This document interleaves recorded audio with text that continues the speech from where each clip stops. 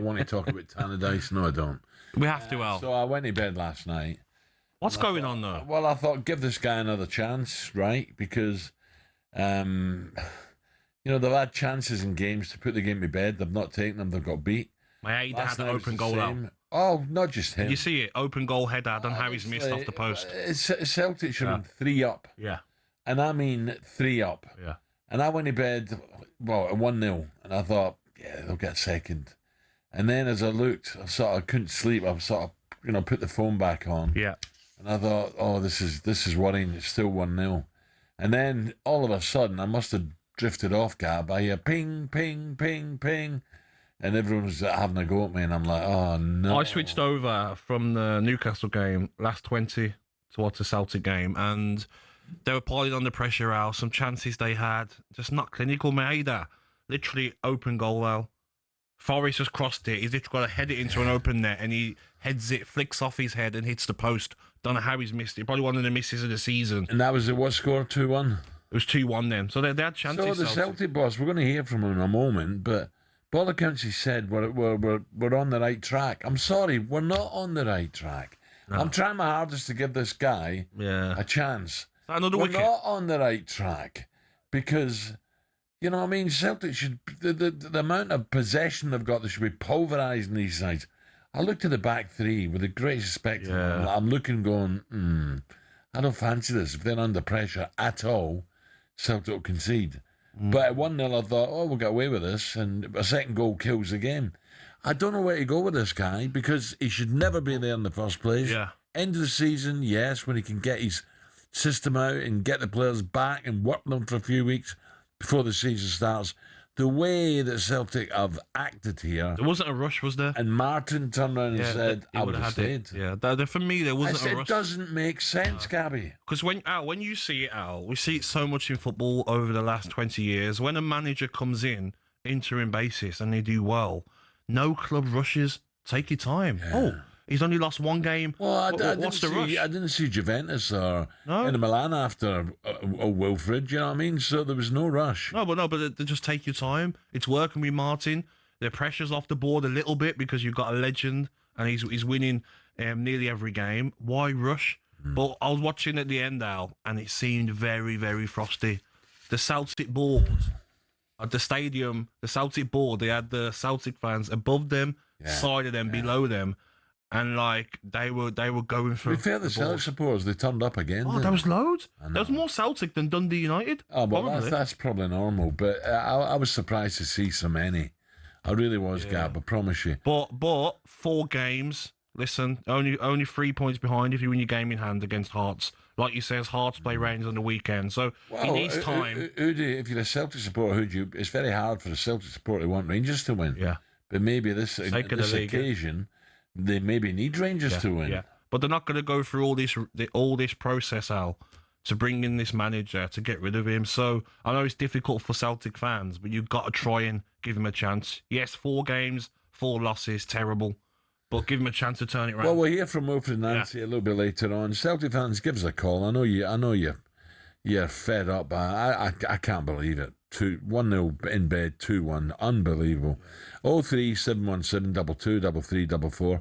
Peter Lawwell, I think he's stepped down, hasn't he? What do you need now, Celtic supporters, to get back and give it your all? As I said last night at Tannadice, loads of Celtic fans, very noisy as well.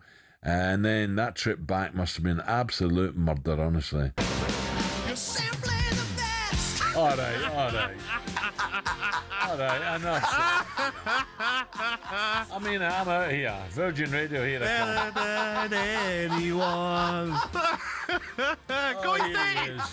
Happy Christmas, Goisty! He can't get his scratch on. Here he is. Gabby, what was my bet for the start of the season? Rangers and Villa to win the league. Let's do it, Ali! All the way, my friend! Gabby, pass me that heart scarf. Morning, Mr. McCoist. How are we? I'm very well, boys. How are you? You good form, lads? No. We're on the right. I went to bed at 1-0. I thought we can't lose this one. Do you know something, Al? I'm not kidding you. They should have been 3 or 4 up first half. I mean, absolutely. Oh, the boy Kenny's had two good chances. And even Maida scores a great goal. It's a lovely finisher. Great finishes, you know. But how does he miss the one that he hits the post? The header. How does he miss that, Gab? I don't know, mate. Well, I really don't know. But the chances they had, the pressure they were putting on, do you have to look at the players a bit, Ali? You know, you go a goal up. Don't concede. Make it harder to concede goals. Or, Ali, the situation that Wilfried's in, finds himself in, at 1-0 up, we say, look, boys, well, the game should be gone. We should be gone. We should be in the showers, 3 points. We're not. We don't lose a goal here. So maybe tweak it a wee bit. Sometimes you have to win ugly. Listen, mate, I agree, and we've had the conversation, boys, 100 times. A little bit the same with Ruben Amorim to a certain degree at Man United. You know, he's obviously very focused in playing that formation, and that's great if it works. You know, and there's massive improvement. I don't know whether I'm old school or not, but I think that there are times where you have to change to formations that suit your players more than your own ideology. Do you know what I mean? And I think it's all right if you've got players at a club and you've formed them into this, you know, formation that you're happy with. But if you go to a club, particularly when Martin was getting success, you know, playing another way, I think you've got to look at that and kind of learn and adapt to the players and the surroundings sometimes more than your own beliefs. Ali, the opening game when Celtic are playing so well under Martin, they get that result in Rotterdam. And they play top of the table and he changes the system. you need a bit of time to change things to get players' heads right. Why would you change it in a big game like that? I just don't get it. For me, that was bang out of order. Listen, there's two why would you change it moments. That's the second one, right? Definitely, I'm with you, mate. Why, if you're the coach or a new manager and things are going well, then why would you change it? You maybe have a look at your own wee fancies and formations and training and things like that. But if you've got a successful recipe which Martin had, then why would you change it, right? But the previous why would you change it has to be to the Celtic board, surely, lads. Well, Peter's gone, hasn't he? Peter Lawwell's gone. Yeah, so... and by the way, diabolical. Peter, you know, Peter has been, I think, a tremendous servant to Celtic, right? Absolutely tremendous servant to Celtic. But once it starts affecting your family, and some of these idiots, you know, are going behind the scenes and doing things to families and things like that, completely and utterly out of order. Ali, now let me make you dream, but what if Rangers beat Hearts? You never know. And I remember when the new manager went in, I thought this guy seems sensible. Now Rangers are on a bit of a run. What if they beat Hearts and then go to Parkhead and win? Do you know something, Al? Do you know what it's turned into? I think. Be interested to hear your views and indeed Gabby's. The way it's looking at this moment in time, Rangers have got, and Hearts, by the way, massive game at the weekend. My big concern is Rangers don't get bullied the same way that I felt Celtic did a little bit in the Cup against St Mirren, because I think Danny Rohl has to prepare Rangers for a Hearts team that are going to come flying out the traps, in their faces, aggressive, and they're going to have to deal with it. I'm not so sure that Rangers back can handle that, but they need to be prepared for it. But Ali, take it to the next step. I need to answer your question. Yeah. Sorry, Gav. I need to answer your question. It is an unbelievably important window for those three teams in January. But Ali, surely if you're the Rangers players and the poor season you've had, the chaos at the club, you've been given a chance here. Yes. Go and beat Hearts. You're 6 points behind them. Transfer window coming. You never know. Yeah. Gabby, 100%, mate. 100%. I mean, we were laughing about it yesterday, Big Al and I. But Rangers, believe it or not, I think at this moment in time, are top of the current form league. Yeah. You know, and Danny Rohl's 8 games. Whatever it is, I think he's won 6 and drawn 2, right? But my concern is, I mean, I've watched Rangers, and particularly in Europe this year, terrible, Gabby. I mean, really, really poor performances. Yeah. And with the greatest respect, watch the game against Hibs as well. And they won it 1-0. And you have to win those games. But the level of performance that I'm seeing doesn't give me enough confidence to think they could go on a run and go and win enough league games. So that's why I think whoever strengthens, and by the way, if you're Tony Bloom, by the way, right?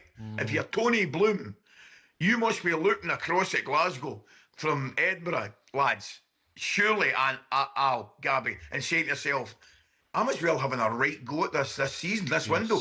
Yeah, well, to be honest, out of the three of them, Ali and Gab, out of the three teams, Hearts, Celtic, Rangers, Hearts might be in a better position to buy players in January than Rangers or Celtic, believe it or not.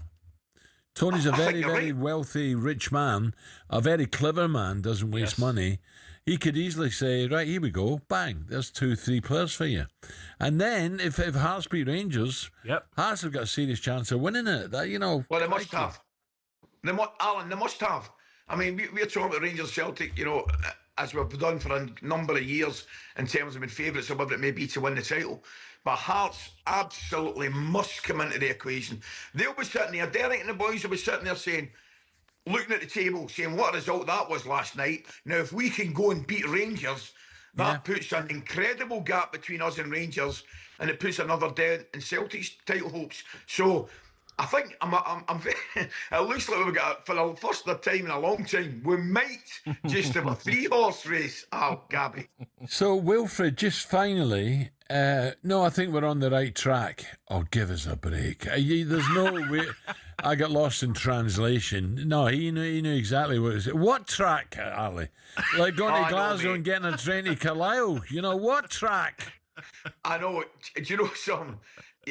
And we all know what it's like. Some of these interviews after the game it's car crash. But, where does he go? I mean, he has to just start winning games. It's simple. I mean, he can talk about, I'm seeing this, I'm seeing that, I'm seeing the next thing.